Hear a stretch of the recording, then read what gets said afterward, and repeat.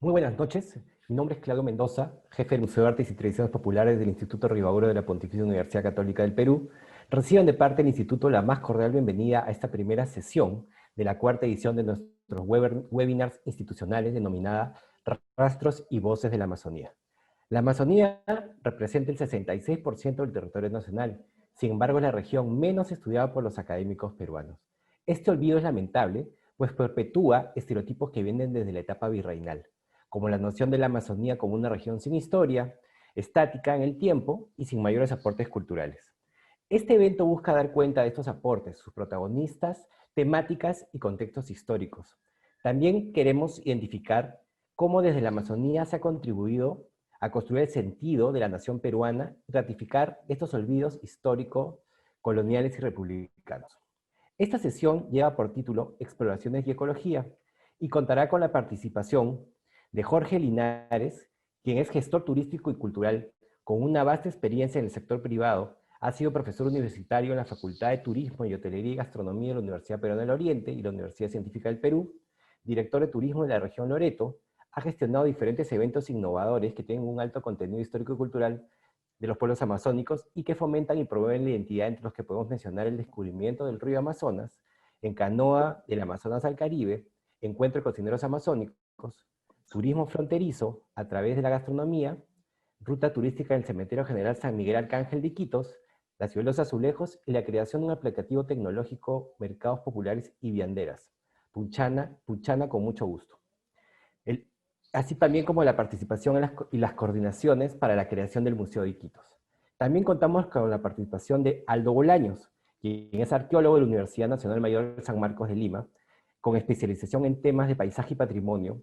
Ha sido investigador asociado al Instituto Andino de Estudios Arqueológicos, miembro fundador y director de la Asociación Arqueológica para el Desarrollo, miembro del equipo peruano de antropología forense. Actualmente es director del Observatorio Andino del Paisaje. Y en 1987, como parte de los preparativos para la conmemoración de los 500 años del Encuentro de los Mundos, participó en la expedición científica en canoa del Amazonas al Caribe. Y a partir del 2012, a fin de reconocer y difundir el carácter matriz de la Amazonía americana en los procesos históricos y sociales, lleva adelante con los auspicio de Petroperú el proyecto editorial Amazonas Ruta Milenaria, con 4 compilaciones históricas publicadas entre el 2013, 2015, 2018 y 2019, en temas de paisaje y la identidad amazónica. Dejamos con ustedes a Jorge Linares, quien va a empezar esta charla. Hola, muy buenas noches. Es un honor para nosotros, para los miembros de Iquitos Cultural, participar de esta conferencia Rastros y Voces de la Amazonía. Bueno, para nosotros vamos a mencionar, empezando hablando sobre expediciones. Es cierto lo que mencionó Claudio, que la Amazonía representa el 66% del territorio nacional. Es cierto que es una de las regiones menos estudiadas por los académicos. Y estas son una de las razones por la cual se crea Iquitos Cultural, que se encarga de dar a conocer y poner en valor la riqueza de nuestra Amazonía y resaltar los acontecimientos que se dieron en la misma. En este tránsito nos conocimos con Emilio Díaz, un funcionario que es también de la Pontificia Universidad Católica del Perú, quien nos presentó a Lucho Repeto, y por consiguiente también otras amistades, con la cual enfocamos diferentes trabajos en Iquitos. La Amazonía tiene un antecedente en el poblamiento de América 50.000 a 40.000 años antes de Cristo aproximadamente. Las primeras hipótesis que se calculaban entre 10.000 a 12.000 años, ¿sí? Que fueron siendo reemplazadas estas hipótesis debido a los nuevos descubrimientos paleontológicos y arqueológicos en el Bajo Amazonas. Esto nos dice que los primeros pobladores se iban asentando a lo largo y ancho de que fuera un inmenso mar de agua dulce. La Amazonía lo llegan a formar 3 grupos lingüísticos: los Tupi, Guaraní, los Arawak y los Gepano-Caribe. Cada uno respeta su cosmovisión, organización, modo alimenticio, arquitectura y demografía. Dicho esto, se pone en evidencia que los ríos amazónicos ya eran navegables, eran medios de transporte, comunicación, desarrollo, intercambio y fuente de vida para los primeros pobladores amazónicos. Los españoles, al llegar al imperio de los incas, se asentó en Cusco y llega a los oídos de Francisco Pizarro las noticias de un lugar donde abunda la canela y mucho más oro de lo que habían encontrado en el imperio incaico. Para eso, él promueve una expedición en busca del dorado y la canela. Esta expedición era muy ambiciosa y de mucha confianza, para lo cual encomienda a su hermano Gonzalo, quien parte de Cusco, se reabastece primero en Huancayo y luego en Quito, donde invita a ser parte de esta expedición a su primo, Francisco de Orellana, quien era el gobernador de Guayaquil. Orellana no se encontraba en Quito y le da alcance a Pizarro en Sumaco, y tras 70 días de arduo trajinar a pie por el bosque, se encuentra con Canela y con algunos indios salvajes. Continúan el camino unas 20 leguas por la orilla hasta llegar a un río grande, donde construyen un bergantín. A este lugar lo llaman Barco. Luego navegan 43 días hasta donde se produce la separación de Orellana con 57 hombres. Esta decisión la ordena Pizarro, ya que era importante saber si era mejor continuar o regresar, porque se encontraba en un territorio inhóspito y casi inaccesible. Esto también, en algún momento, algunos historiadores manifiestan que también viene a ser como la traición de Orellana. Pero fíjense, en estos momentos, los ríos amazónicos, si no tienes un conocimiento de navegación, te pierdes. Imagínense en el año 1542. Estos hombres, dirigidos por Orellana, iban acompañados del cronista Fray Gaspar de Carvajal, que gracias a sus crónicas, sus escrituras, se tiene conocimiento de estos hechos. Podemos tener una información e interpretación de la Amazonía de ese entonces, llegando el 12 de febrero de 1542 a encontrarse con una corriente de río que arrastraba palos y árboles de gran tamaño. A este río lo llaman el Amazonas, que luego los lleva a desembocar en el Atlántico, para luego enrumbar a España, donde le dan el título de descubridor del río de Orellana. Luego, en 1560, se emprendió otra expedición en busca del dorado, del ansiado dorado, ¿no?, a cargo de Pero de Ursúa con Lope de Aguirre. Esta expedición cobra una importancia por el primer grito de rebeldía hacia la corona española, con una carta abierta a Felipe II. El libertador Simón Bolívar considera esta carta como la primera declaración de independencia de la corona española. Bueno, también en un momento Werner Herzog lleva a una película, lleva al cine, con el nombre La ira de Dios. La expedición de Samuel Frix es otra expedición que nos narra sobre la expedición que hace un padre de la orden jesuita, que recorrió, exploró y defendió la selva amazónica y sus habitantes. Fundó cerca de 41 pueblos o reducciones, entre los que más destaca en la actualidad es Yurimaguas y San Joaquín de Omaguas. Este sacerdote viene a ser el primer defensor de los nativos y de los territorios hispano-peruanos contra los bandeirantes luso-brasileros, y contra la piratería. En 1961 elaboró el primer mapa geográfico del río Amazonas, que hoy, hasta el día de hoy, causa asombro y que durante siglos sirvió para muchos que navegaron este río, como Charles María de la Condamine, como Raimondi, Paul Marcoy, Luis Carral, entre otros navegantes. También navegaron los franceses, Charles María de la Condamine, en el año 1743, y Paul Marcoy, en 1869. El primero buscó dentro de sus trabajos de investigación la autenticidad de las mujeres amazonas que narra Fray Gaspar de Carvajal, y también llega a tener contacto con el árbol del caucho, que los lleva a Europa. Y Marcoy nos legó los primeros grabados de los pueblos amazónicos, hoy convertidos en ciudad. La expedición enviada por el presidente Castilla es otra expedición muy importante. Hay que tener en cuenta que para muchos de nosotros los amazónicos, Ramón Castilla viene a ser uno de los presidentes hasta la actualidad que está preocupado más por la Amazonía peruana.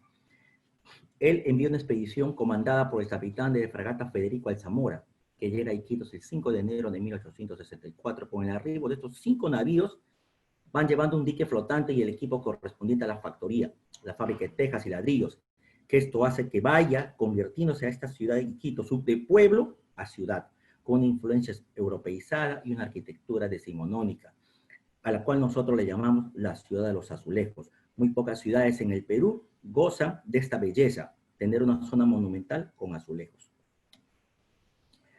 También en 1866 llega al Perú el almirante Tucker, contratado por Mariano Ignacio Prado, para dirigir las escuadras peruanas y chilenas contra las españolas.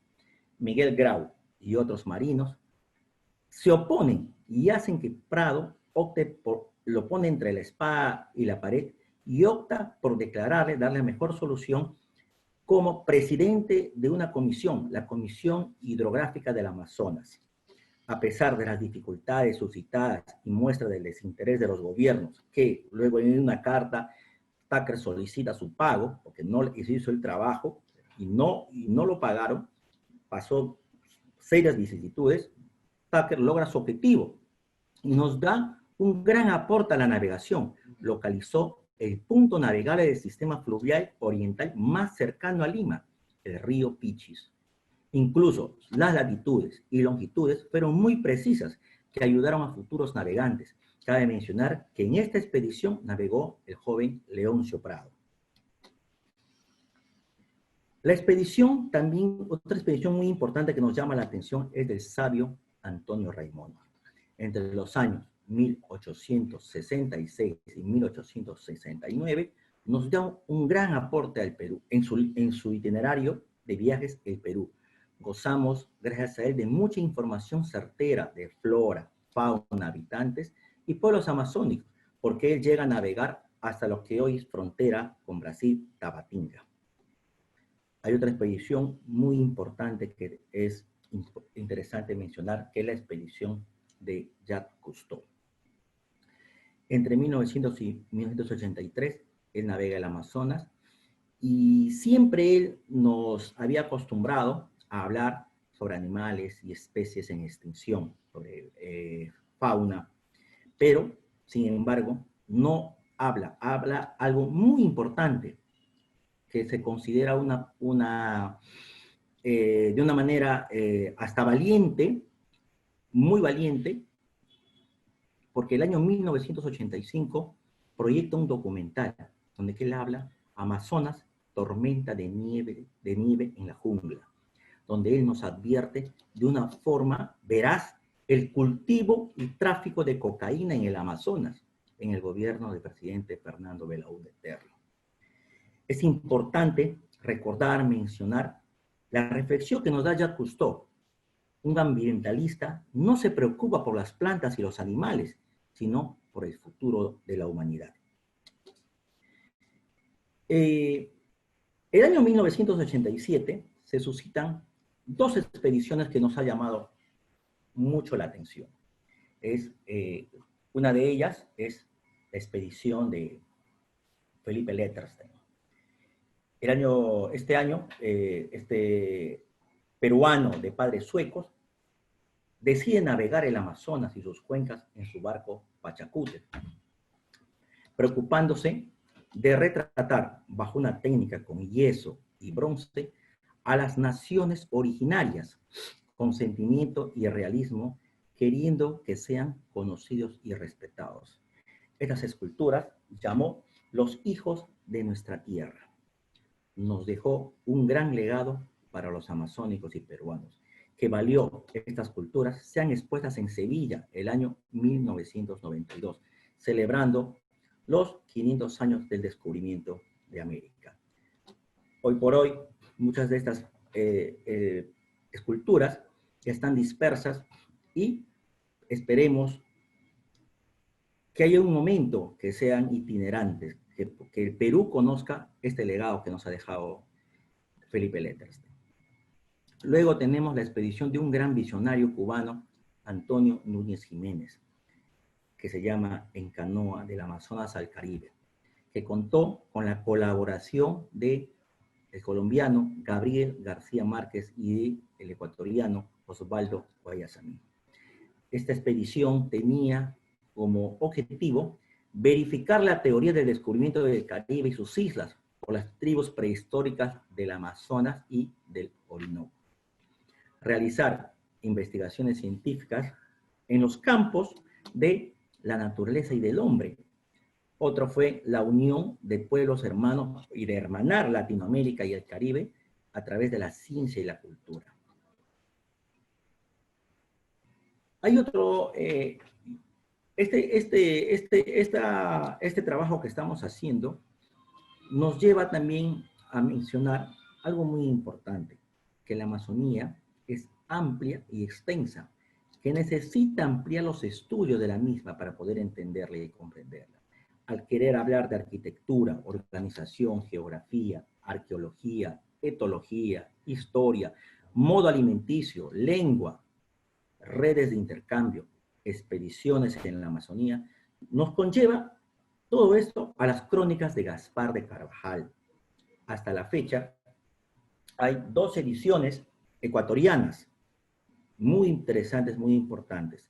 2 de España, una de México, una de Estados Unidos y una última de Colombia. En Perú aún no hemos empezado ni el prólogo de un hecho histórico que se dio en nuestro territorio, porque esta expedición parte de Cusco y se encuentra, este descubrimiento español se da en las desembocaduras del río Napo, que se encuentra a 1 hora y media de Iquitos.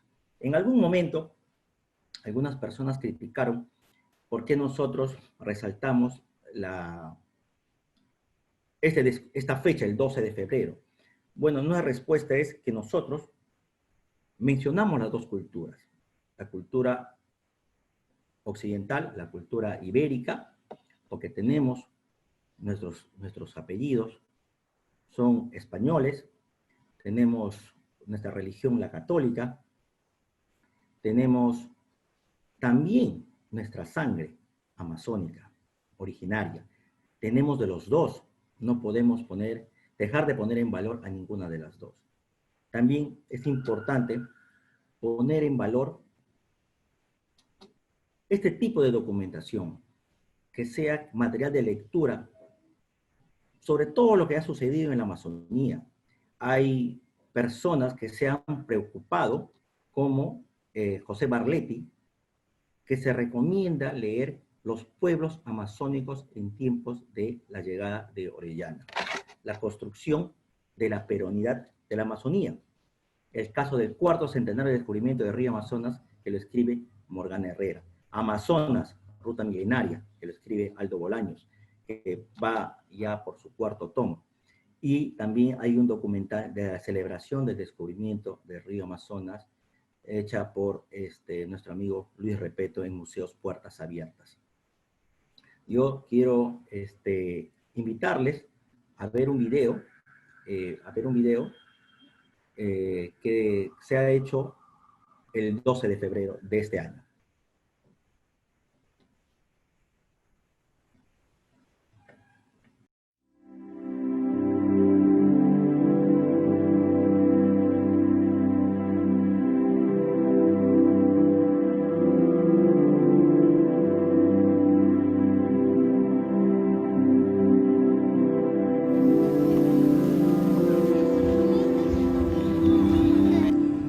Hoy, 12 de febrero del 2020, estamos celebrando los 478 años del descubrimiento del río Amazonas, uno de los ríos más importantes del mundo, el más caudaloso, el declarado maravilla contemporánea, el que tiene más de 7.000 kilómetros de recorrido dentro del territorio nacional. Esta fecha es sumamente importante y es una conmemoración que deberíamos conocer todos los peruanos, utilizar todos los medios posibles, las nuevas tecnologías, los medios de comunicación para compartir esta fecha. Esta fecha que es importante porque el río contribuye a la biodiversidad de más de la mitad del territorio peruano. El 50% de nuestro territorio es amazónico. Creo que esta celebración debería compartirse con una gran fiesta nacional. El 12 de febrero debe ser un momento de reflexión para el cuidado o protección del medio ambiente y especialmente del río Amazonas. Un llamado a todos los investigadores, científicos, porque aún no se ha concluido lo que realmente aporta el río Amazonas, no solamente para el Perú, sino para la humanidad. Es la gran despensa del agua para las futuras generaciones. Lo digo desde aquí, desde Orellana, desde el distrito de las Amazonas. Ojalá yo pudiera compartir con todos los peruanos esta fecha. ¿Por qué estoy aquí? Porque considero que esta es una fecha importante para todo el país. El río Amazonas merece ser reconocido, amado y protegido. Una llamada de atención y de reflexión a todos los peruanos, y que el próximo año podamos vernos aquí, en Orellana, el 12 de febrero.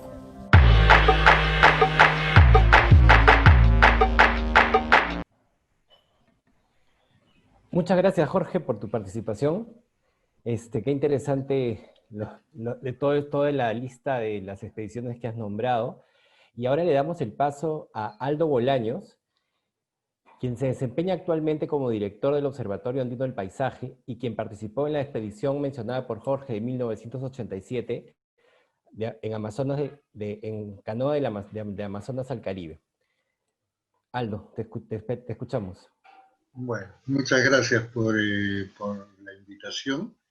Es un placer para mí estar aquí con todos ustedes y poder compartir un poco esta experiencia que motiva mi participación el día de hoy, que fue la participación en la expedición científica del Amazonas al Caribe, ¿no?, que se organizó en el año 1987 como parte de la conmemoración de los 500 años del encuentro o del descubrimiento.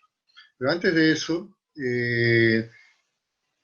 valga la pena también decir que participar con el Instituto Ribagüero para mí es un gran gusto, porque yo comencé mis años de mozos de arqueología en el Instituto Ribagüero, ¿no?, justamente en el seminario de arqueología con la doctora Mercedes Cárdenas, obviamente con la doctora Inés del Águila, ¿no? Y así que estar con ustedes hoy día y contribuir con este evento para mí es un gran gusto, ¿no? Estos rastros y voces, ¿no?, que al final de cuentas son muchísimos. Los rastros y las voces que se pueden encontrar en la Amazonía y del cual podemos hacer relatos, tanto desde la academia, desde lo científico, como desde obviamente del mundo del arte, de la literatura, ¿no?, o inclusive desde el mundo de las dinámicas sociales actuales. Hay rastros y voces, hay matrices culturales diversas al día de hoy, la matriz nativa, oriunda, de pueblos originarios, después las matrices europeas, hay matrices afroamazónicas, y en fin, por lo tanto hay una multiculturalidad que es algo inmenso y que le da al día de hoy un carácter a los aspectos culturales de la Amazonía realmente particular y singular. Quiero hacer algunas memorias que tienen que ver con algo que ya ha dicho expertamente Jorge en su presentación anterior, ¿no?, y que es este carácter integrador que tenía la expedición. Sí, justamente uno de los temas, de los objetivos que se planteaba en la expedición era un carácter integrador desde la ciencia y de la cultura. Y esa integración desde la ciencia y la cultura es algo que todavía, digamos, es un faltante. Si hacemos una memoria de cuál era esa situación en el año 87 cuando yo participé en la expedición, podemos decir que esa integración desde la cultura, desde la ciencia, está actualmente limitada por razones que veremos más adelante. tuve el gusto de participar en esta expedición, de compartirla con un colega, arqueólogo, Hernán Carrillo, ¿no? Que seguramente espero que esté conectado y escuchando.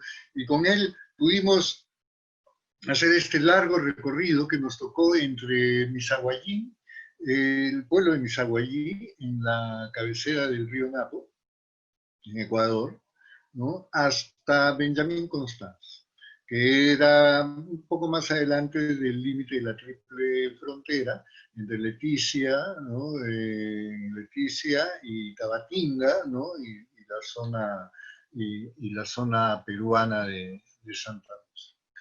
Entonces, en esa participación tuvimos el gusto de compartir con colegas de Brasil, con colegas de Colombia, con colegas de Venezuela, ¿no? Con colegas de Ecuador, ¿no? Y eso enriqueció muchísimo la mirada, ¿no? que teníamos cada uno desde sus países, y que dicho sea de paso, cada uno de esos países con conflictos limítrofes, ¿no? Entonces, era un tema muy interesante porque íbamos a transitar por el río Napo, y íbamos a cruzar la frontera peruana como una delegación oficial que no había cruzado ninguna delegación oficial desde el conflicto Perú con Ecuador en el año 42. Entonces, digamos, de algún modo fuimos una primera, hicimos una primera ruptura, digamos, de esa frontera, ¿no? Y eso redundó, por supuesto, en los lazos de integración entre nuestros países. Pero en cuando estábamos todos reunidos de los diversos países, ese era un tema que era motivo de broma, ¿no? Y entre los colegas de los distintos países andino-amazónicos discutíamos cómo se debía, cómo debíamos dividir nuestros países para acabar con esos conflictos. En fin. Al día de hoy, este camino que nosotros hicimos está obviamente muy cambiado, ¿no? Hay un contexto de cambio acelerado, un contexto de amenazas naturales, de amenazas a la naturaleza galopantes, ¿no? Hay no es un agotamiento, digamos, pero es una presión fuerte sobre los patrones culturales nativos y originarios, tanto por las crisis económicas, ¿no? como por las necesidades de integración, ¿no? Pero que, digamos, producen ese tipo de cambios acelerados, ¿no? En esa arteria vital, ¿no? que es toda la cuenca amazónica. Es importante una memoria también de cómo, de la parte arqueológica, digamos, ¿no? Cuando participamos en la expedición, por el mismo carácter de la expedición, no nos quedábamos mucho tiempo en los lugares. Entonces íbamos pasando de un pueblo a otro y anotando todo lo que íbamos viendo, cada uno con respecto a su ciencia. Había especialistas en botánica, en zoología, geólogos, hidrogeólogos, ¿no? Estamos arqueólogos, antropólogos, sociólogos, ¿no? Estaba economistas como Jorge Pulesio, ¿no? Un artista de primera como Fernando Salme, perdón, de Ecuador, ¿no? Jorge Pulesio de Colombia. En fin, hay un grupo interdisciplinario interesante, pero que no podíamos quedarnos demasiado tiempo en los lugares. Pero lo interesante e importante fue que al ser el primer paso de una expedición oficial y científica, hicimos un recorrido por una zona que no había sido recorrida por muchos exploradores anteriormente, y dimos a conocer, ¿no? Algunos inclusive sitios arqueológicos que en su momento fueron publicados, ¿no? de lo que discutíamos en arqueología en esa época acerca de las posiciones que tenían Betty Meggers, ¿no? Y Evans, acerca de que las limitaciones, o sea, que el medio ambiente había generado, condicionado un desarrollo social más limitado de los pueblos amazónicos, ¿no? Y que encontraban su lado contrario con las ideas de Latra, que planteaba más bien un fuerte desarrollo endógeno, ¿no? En la Amazonía. Al día de hoy, la investigación ha avanzado muchísimo en cada país, por suerte, ¿no? Hoy día sabemos de grandes conformaciones sociales, ¿no? Sabemos en zonas como el Chaco boliviano, ¿no? De transformaciones de la naturaleza, ¿no? Fuertes, ¿no? Canalizaciones. Conocemos hoy día los procesos de la formación de lo que se llaman las tierras negras o tierras quietas, que son aquellos suelos que han sido ocupados por mucho tiempo, por milenios, por siglos, por los pueblos en la Amazonía y que han ido dejando sus vestigios en todos ellos, ¿no? Todo este panorama que hoy día vemos en esa época, obviamente, no lo teníamos, ¿no? Han habido algunos congresos de arqueología amazónica que han permitido comenzar a tener una mucho mejor mirada. El próximo congreso que se iba a desarrollar este año en Lima, pues ha quedado suspendido momentáneamente, ¿no? Pero creo que es algo que vale la pena hablar, que es decir, ¿no? Especificar que es este avance rotundo que ha habido en el conocimiento de las épocas prehispánicas o precoloniales de la Amazonia, ¿no? Otro tema que me parece importante también es que esto ha enriquecido también el conocimiento de las relaciones entre Andes y Amazonía en términos de ruta cultural, ¿no? Digamos, la expedición logró demostrar que había una ruta, que era posible llegar desde los Andes, ¿no? hasta las zonas del Amazonas, hasta bajar por el Amazonas y que era posible navegarlo hacia el Atlántico o inclusive, que fue la ruta original de la expedición, salir, digamos, tomar a la altura de Manaos, ¿no es cierto?, desde el río Amazonas, llegar a Manaos y de ahí tomar Río Negro, ¿no? Pasar el paso del Casequiari, ¿no? Y pasar hacia toda la Orinoquía y de ahí hacia el Caribe, ¿no? Y es una de las hipótesis que la expedición planteaba en ese momento. Evidencias de un tránsito de gente expresada tanto en la cerámica como en muchas manifestaciones del arte rupestre, pues parecen confirmar que había una larga ruta, ¿no? De interacción que, si bien no era algo que se estaba usando todos los días, pero que obviamente estaba en uso. Esto era muy importante porque la exploración, la expedición, se había propuesto en el debate de si había sido un descubrimiento o si había sido un encuentro, ¿no?, entre dos mundos. El mensaje que la expedición quería dar era que América había sido descubierta ya por los americanos milenios antes que llegaran los europeos a estas tierras, ¿no? Eso suena lógico, pero como todo en la ciencia hay que demostrarlo. Y esa demostración costó mucho sudor, muchos recursos, mucha ciencia, ¿no? Y mucha inteligencia, creo, de quienes lo organizaron y participaron y nos dieron las comodidades a nosotros para, como académicos, poder ser parte de esta larga remada, digamos, a lo largo del Amazonas. Una cosa importante también a resaltar creo que es, en términos de esta integración cultural y científica, también darnos cuenta de que la Amazonía, en términos geográficos, es una sola.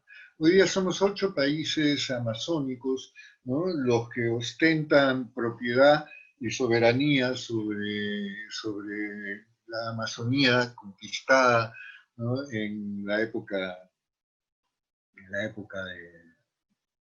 la conquista, ¿no?, desde la época de la conquista en adelante, ¿no? Y que, dicho sea de paso, hubo una resistencia larga, como la hay hasta el día de hoy, ¿no?, por los pueblos no contactados y en rechazo a vincularse con ninguna forma de civilización, entre comillas. Esta división de la Amazonía, en países, ha significado que los ciclos naturales, que los ciclos ecológicos se vean de algún modo afectados, ¿no? Hay situaciones como, por ejemplo, derrames petroleros en un país que afectan al otro país porque el petróleo cae al río y se va en el río de un país a otro país hasta sus residuos llegan hasta el Atlántico.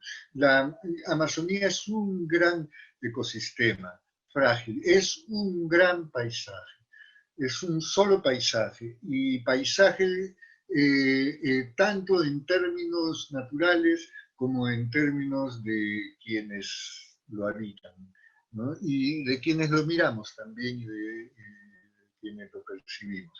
Entonces, esta mirada de Amazonía como una unidad geográfica y cultural es algo que me parece que es fundamental de rescatar, ¿no? Creo que acuerdos internacionales, ¿no?, con respecto a este carácter unitario son siempre bienvenidos. Es decir, creo que los países amazónicos aún no le han dado una importancia simbólica adecuada a lo que es todo el espacio amazónico. A raíz de esta participación en la expedición y un poco tratando de retornar algo de las cosas que aprendí a lo largo de mi experiencia arqueológica, retornarlo a la Amazonía, es una propuesta de considerar al Amazonas como una ruta cultural milenaria, ¿no?, como parte de una declaración, una toma de conciencia por parte de los países andino-amazónicos, ¿no?, como una toma de conciencia, más allá de ir a intentar convertirla en un patrimonio mundial que de nada sirve y de nada servirá si no tenemos una conciencia previa como países de lo que nos toca como cohabitantes de un espacio que tiene a la Amazonía como parte de ese espacio. No como nuestra Amazonía, como suelen decir, porque la Amazonía al final vale preguntarse de quién es, sino de esta Amazonía que nos habita a todos. Entonces creo que esa declaración, esta toma de importancia podría ser algo, digamos, bastante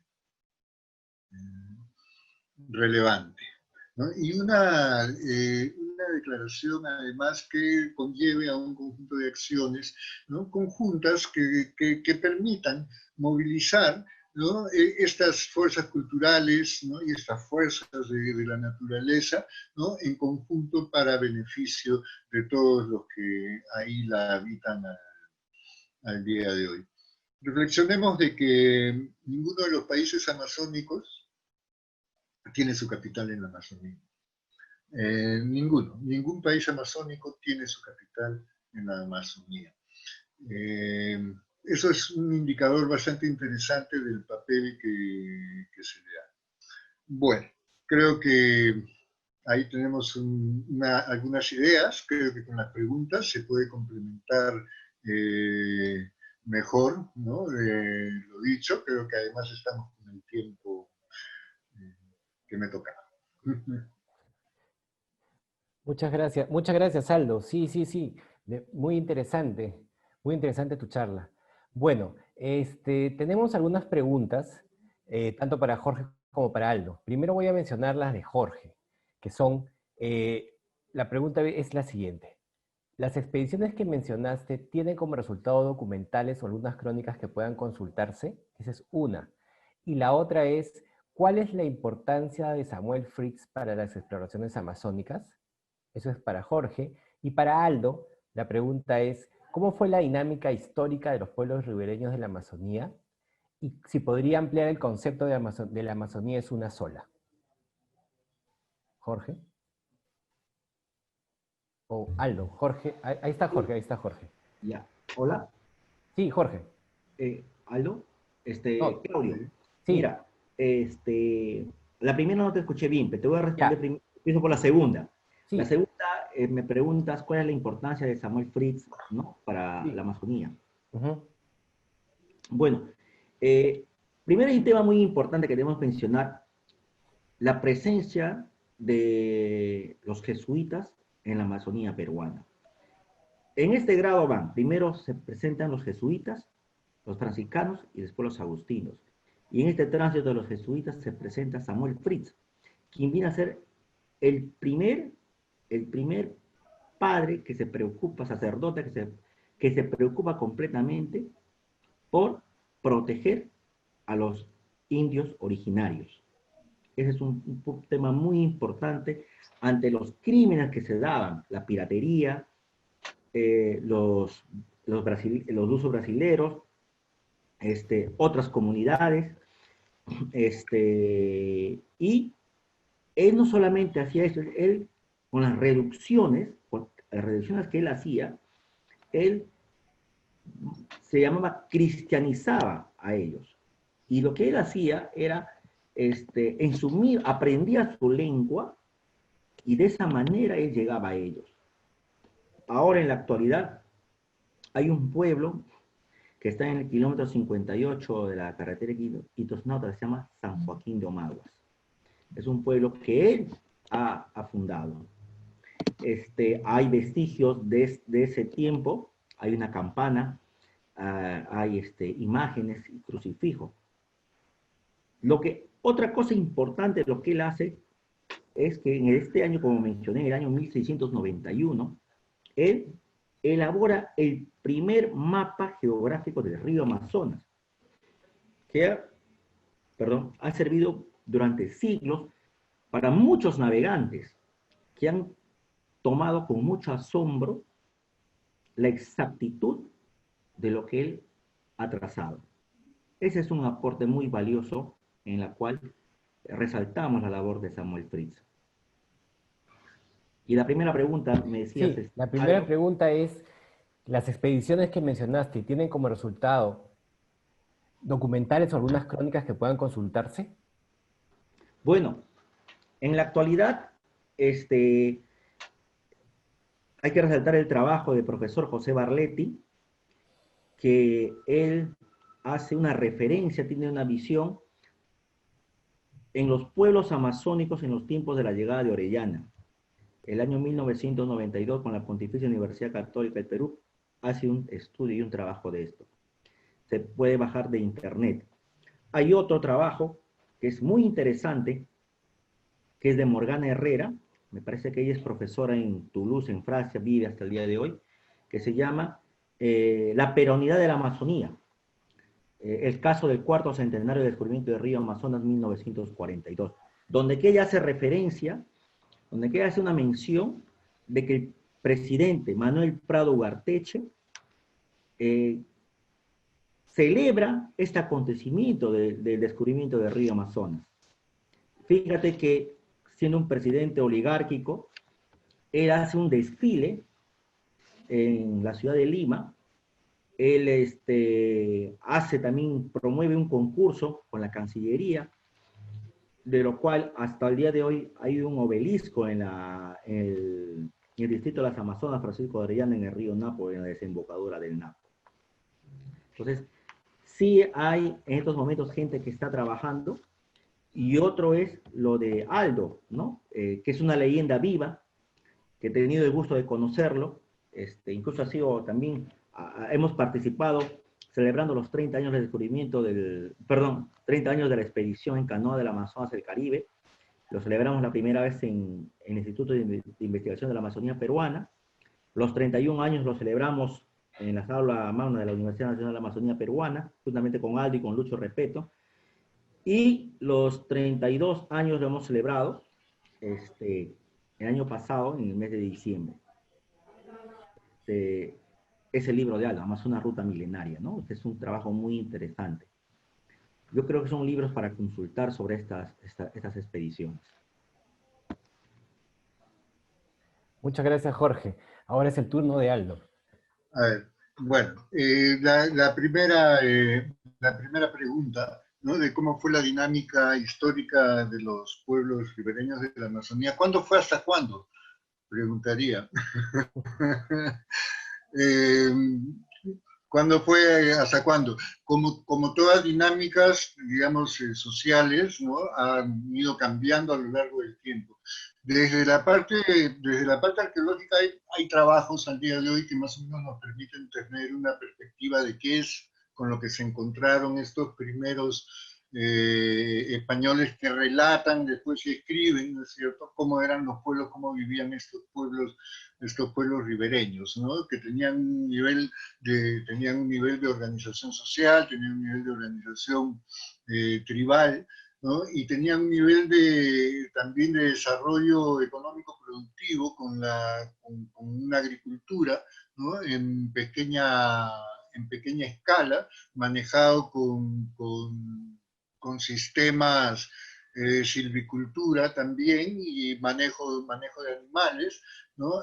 Una economía de pesca intensa, ¿no? Y además una conectividad fuerte, ¿no? Pero sin embargo, esa conectividad que es mayor durante las épocas más tempranas del formativo se nota por la distribución de las evidencias, una mayor conectividad entre los pueblos, ¿no? Ya digamos, en las épocas tardías, esta conectividad posiblemente disminuye porque el tránsito por los ríos no era una cosa necesariamente pacífica y paradisíaca, ¿no? Habían grupos que atacaban a otros grupos, por decirlo de maneras sencillas, ¿no? Y no era un tema que pudiera digamos, ser manejado fácilmente. No lo fue para los españoles, ¿no? Tampoco ni para los portugueses que entraban para el otro lado. Se impusieron a partir de la violencia. Del uso de la violencia. Y al fracasar con el uso de la violencia, ¿no? Comienza a entrar por el lado de las misiones que cumplen un papel, ¿no? En las primeras entradas, las primeras misiones, digamos, a la Amazonía, y que implican un cambio en la forma de vida de estos pueblos, principalmente ribereños, porque las entradas son en los pueblos ribereños. Estos pueblos ribereños, después, a medida que se avanza en la colonia, unos se van a retirar, otros se van a quedar en sus sitios, se van a fundar nuevos pueblos ribereños, ¿no? Pero también, digamos, se van ya en las épocas de la República van a aparecer grandes, o sea, van a comenzar a crecer ciudades como Iquitos, como Manaos, como Belén, ¿no? Van a comenzar a crecer y tener una demanda, una demanda de recursos totalmente distinta, obviamente, a lo que era en la época antigua. Por lo tanto, estos modos de vida se ven en algunos lugares más alejados, digamos, estos modos de vida ribereños aún pueden conservar ciertas costumbres y hasta ciertos cultivos. En otras partes, no, se encuentran dedicados principalmente al abastecimiento de las ciudades. Por eso justamente decía, cuando me preguntas sobre las dinámicas, ¿no? De cómo fueron hasta cuándo, ¿no? Es un cambio permanente, pero sí creo que es muy interesante en términos de estas dinámicas fluviales el papel que jugaron el maíz, el cacao, ¿no? Y la yuca como alimentos primordiales que desde temprano los encontramos en los Andes. No voy a discutir sobre de dónde es más antiguo, pero la cosa es que desde muy temprano estos alimentos, estos primeros cultivos están caminando entre Amazonía, Andes y la costa andina. Sobre la segunda pregunta, ¿no? Es si podría, sí, esa es una pregunta, bueno, ya, yo quería rescatar el concepto de Amazonía como una unidad. Y vamos a ver, la OCA en el año 2005 convoca a ver, primero, ¿qué es la OCA? La OCA es la Organización del Tratado de Cooperación Amazónica, ¿no? Los países en 1975, los países amazónicos firman un tratado, ¿no? Y luego un correlato de eso es la organización del tratado, que es ya la parte operativa propia del tratado. Esa es la OCA. La OCA en el año 2005 convoca a expertos de diversas ramas, también nuevamente botánicos, hidrogeólogos, geólogos, zoólogos, ¿no? En fin, de campos de las ciencias naturales, a un antropólogo, ¿no? Para definir dónde se debía aplicar el Tratado de Cooperación Amazónica. ¿Cuáles eran? Acotar los límites, ¿no es cierto?, de donde se aplicaba ese tratado que era un tratado político, ¿no? Y esto es bien interesante porque comienza a definirse una región natural, ¿no?, para un tratado político. Entonces, otra cosa que es interesante es que ninguno de estos investigadores tenía un límite igual para lo que era Amazonía. Los que se dedicaban a las plantas, pues encontraban que las plantas amazónicas podían encontrarse en parte en zonas del bosque atlántico, como igualmente en zonas del bosque andino, ¿no? O que la fauna también, que fauna amazónica podría haber transitado por la sierra y haber llegado inclusive a las zonas de la costa. Con respecto a la hidrología y a las cuencas, el origen de los ríos, pues ni qué decir, ¿no? O sea, del Amazonas, pues su punto más extremo está en Arequipa, ¿no?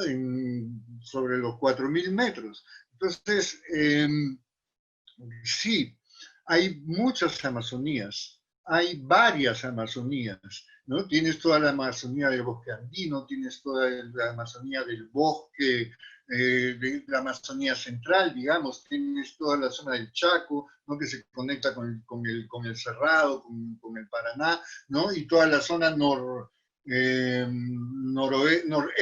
¿no es cierto?, que comunica hacia la Orinoquía, como les hablaba en antes. Claro, y dentro de eso, además hay ambientes, tienes pampas, tienes zonas montañosas, ¿no? Es decir, hay varias, no sé lo podríamos decir, Amazonías. No son iguales y los productos culturales, digamos, de estas Amazonías tampoco son los mismos. Sin embargo, necesitamos poder definirlas. Sin eso creo que OCA hizo una cuestión muy interesante, ¿no? Ellos definen una Amazonía en estricto senso, que está más ligada a la Amazonía central, ¿no? Y otros diversos límites, ¿no?, a partir de características biológicas y físicas, ¿no?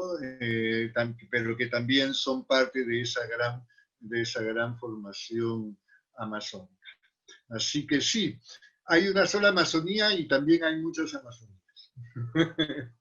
Esa es mi respuesta. Gracias, Aldo, por tus respuestas. Nada, ahora nos quedaría, bueno, agradecerles por la participación y darles a cada uno unos 5 minutos para palabras finales, para poder cerrar este webinar. Jorge. Ok. Bueno, hay algunas reflexiones que debemos tomar, ¿no? Consideramos nosotros que es cuidar y proteger nuestros ríos amazónicos, que son fuente de vida ictiológica de los habitantes de todos los pueblos y de las ciudades. Denunciar los hechos de minería ilegal, talado de árboles y cualquier atentado a la ecología del lugar, como en su momento lo hizo Jacques Cousteau. Debemos reconsiderar lo que en estos momentos está sucediendo en Iquitos. Se están deforestando nuestros árboles, se está contaminando nuestro río, es un río, el río Nanay, que es un río que abastece, suministra de agua, de este líquido, elemento vital para todos, a la ciudad de Iquitos.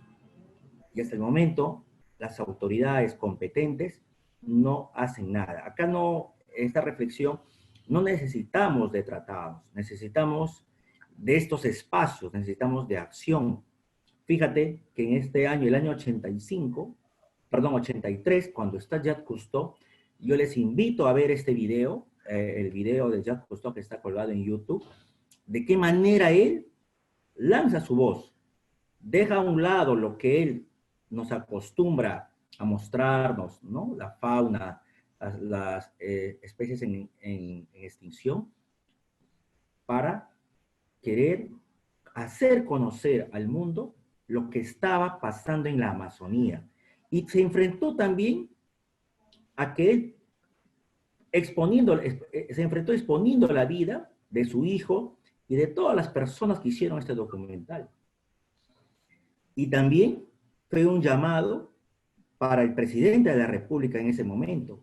Se enfrentó a un gobierno. Y eso es lo que debemos hacernos en estos momentos. Agradecer este tipo de espacios para hacer nuestra voz de pronunciamiento, lo que está pasando en estos momentos en la ciudad de Iquitos. Que las dragas cada vez más están contaminando nuestros ríos. Y no escuchamos, no vemos a los ministerios competentes, a las autoridades competentes que tomen una acción inmediata. Lo otro tipo de reflexión es que debemos dar importancia a este tipo de expediciones, como lo que participó el Gato Carrillo y Aldo Bolaños. Fíjense, en esta expedición en canoa del Amazonas al Caribe,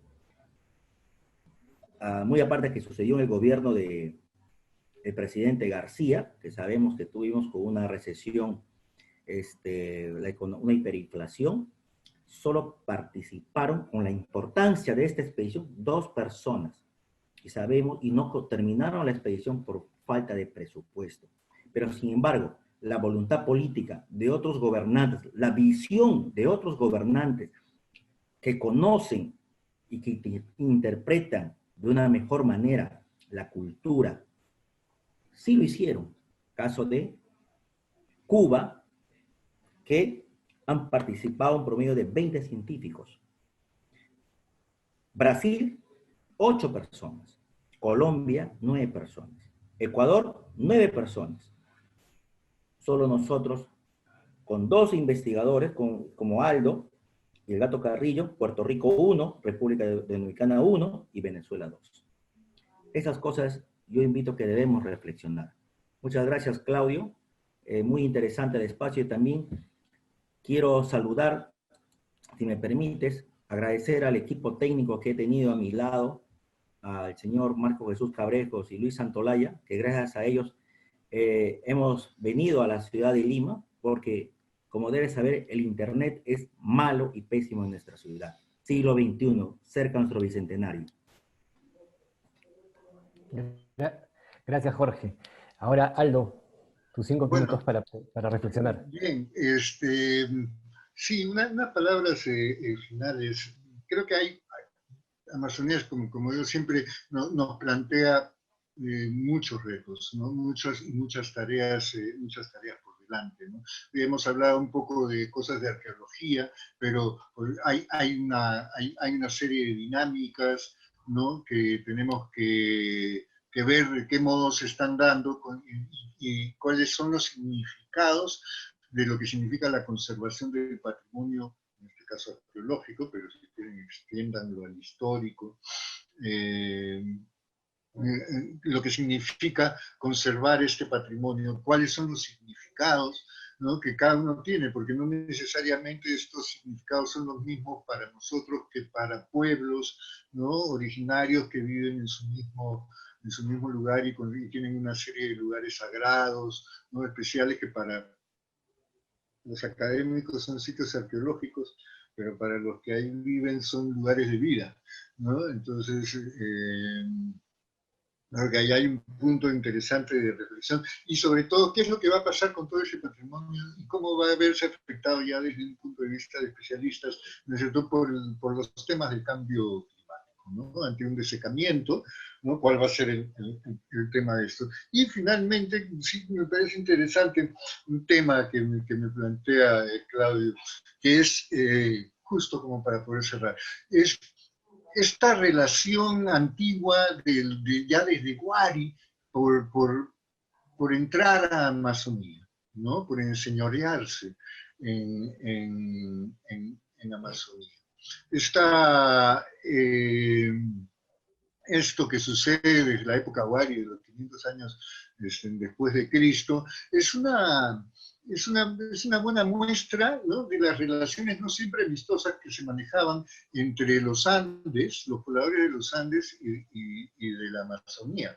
Es decir, siempre había un intento de andinización, ¿no?, de parte o sea, de la Amazonía por parte de los pobladores andinos para poder acceder a recursos desde una mirada, ¿no?, extractivista, ¿no?, tal como se tiene el día de hoy. Los incas hicieron sendos caminos, hermosos caminos de entrada, ¿no?, que son parte del sistema del Capac Ñami, que ya antes de los incas ya eran rutas de entrada para entrar hacia la selva. No pudieron entrar, llegaron hasta los 1000 metros sobre el nivel del mar como máximo, pero no pudieron entrar.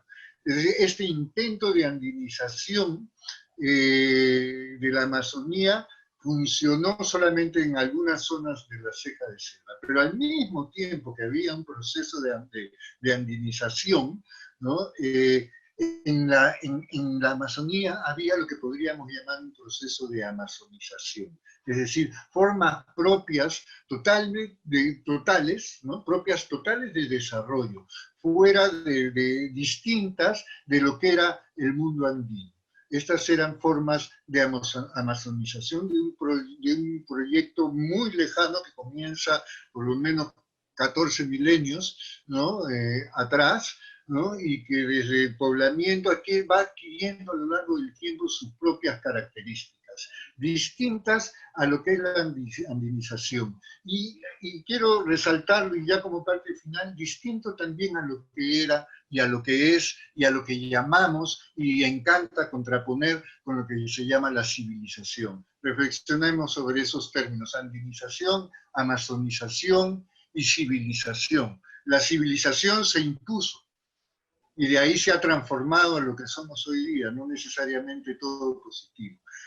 Mi propuesta y mi reflexión final es que exploremos más lo que significa la amazonización de la Amazonía, nuevamente, para que podamos encontrar un camino, ¿no?, acorde a su necesidad ecológica, a su necesidad cultural, a su necesidad económica.